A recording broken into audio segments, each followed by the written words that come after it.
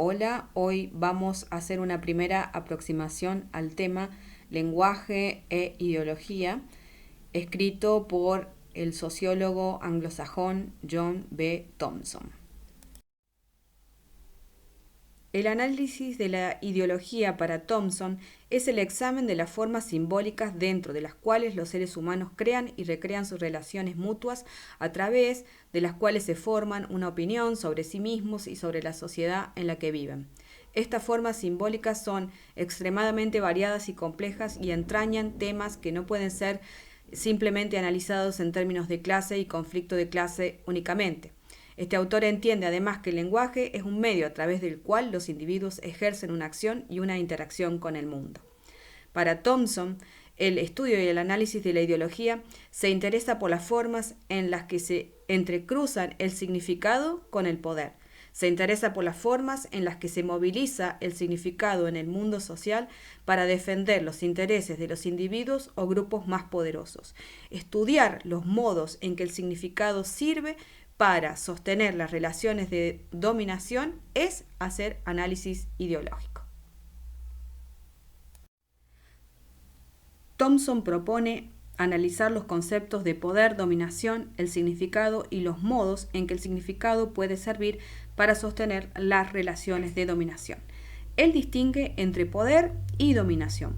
Por poder entiende la capacidad de un individuo de actuar en aras de sus objetivos e intereses. Por otro lado, la dominación es cuando las relaciones de poder se establecen de manera tal que son sistemáticamente asimétricas, es decir, cuando un individuo o un grupo dotado de poder excluye a otros agentes y por lo tanto resulta inaccesible independientemente de las bases sobre las cuales se realice esa exclusión. Entiende que el significado y los modos en que el significado sirve para sostener las relaciones de dominación está íntimamente relacionado con el lenguaje. El lenguaje es un medio fundamental para la creación, la transmisión y la impugnación del significado en el mundo social. Él utiliza el término discurso y por él entiende los casos de expresión que se dan realmente y aparecen en el curso de una conversación, texto o forma similar. En tal sentido, el significado no es una propiedad estable e invariante, sino un fenómeno fluctuante, constituido por las condiciones de producción como por las condiciones de recepción. A eso nosotros lo llamamos el contexto de producción y el contexto de reconocimiento. Por estas consideraciones acerca del significado, no puede entenderse sin investigar las condiciones socio-históricas en las que se ha producido y en las que es recibido.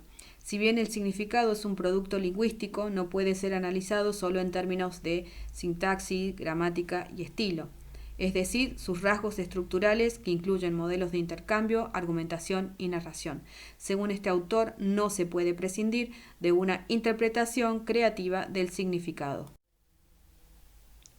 Thompson refiere que las ideologías poseen ciertas modalidades de funcionamiento. Una de ellas es la legitimación, donde retoma a Weber para explicar que un sistema de dominación puede ser mantenido si se lo representa como legítimo, en tanto como sistema justo y digno de apoyo. También puede funcionar como disimulación, es decir, las relaciones de dominación pueden ser ocultadas, negadas o disimuladas, representando o interpretando estos procesos de un modo que efectivamente vele las relaciones sociales. Otra de las modalidades de funcionamiento es la fragmentación, es decir, a través de la movilización de significados, de modo que se fragmenten determinados grupos y provoque enfrentamiento entre los mismos. Una modalidad que se agrega es la reificación, donde la ideología representa un estado de cosas transitorias e históricas como si fueran permanentes, naturales o atemporales. Todas estas modalidades que se describen es cómo puede funcionar la ideología y cómo éstas pueden servir para sostener las relaciones de dominación. Para Thompson, estudiar la ideología es en parte estudiar los modos en que las actividades creativas e imaginativas sirven para sostener las relaciones sociales que son asimétricas respecto a la organización del poder.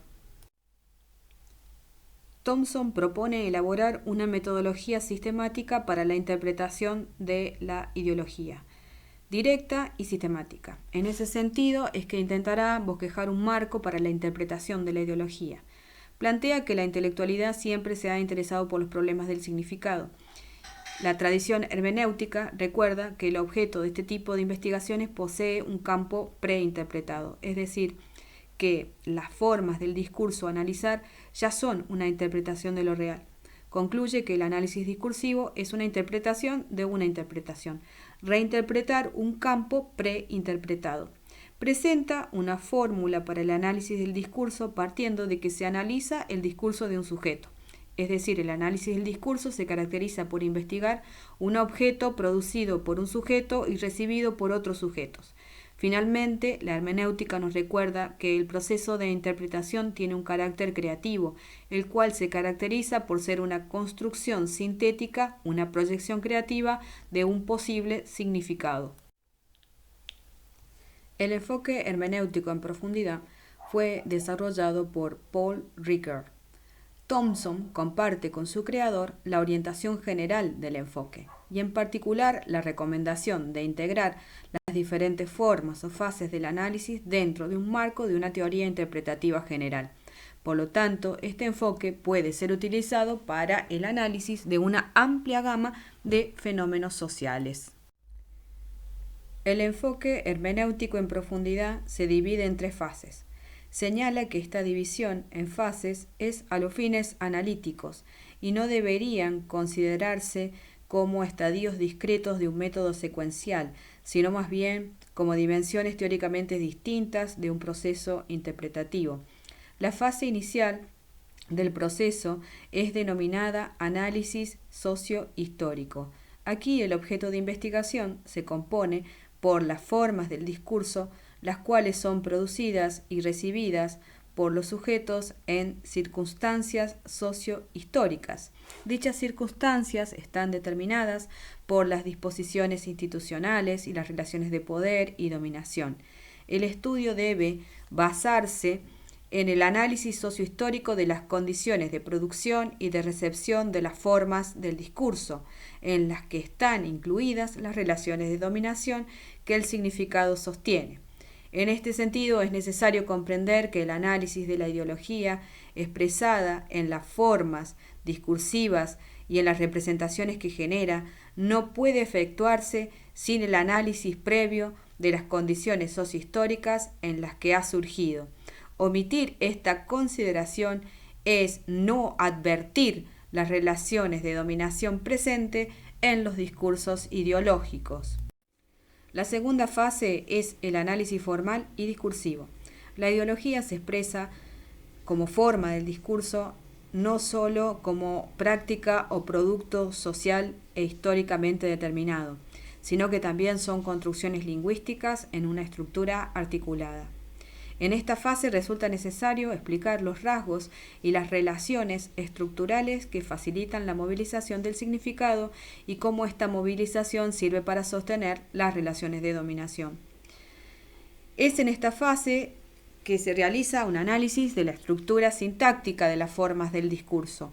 Es decir, que aquí se pretende estudiar las normas y los mecanismos que estructuran los discursos. Dentro de estos mecanismos se encuentran la nominalización y la pasivización, los cuales son utilizados regularmente en el discurso de la cotidianidad.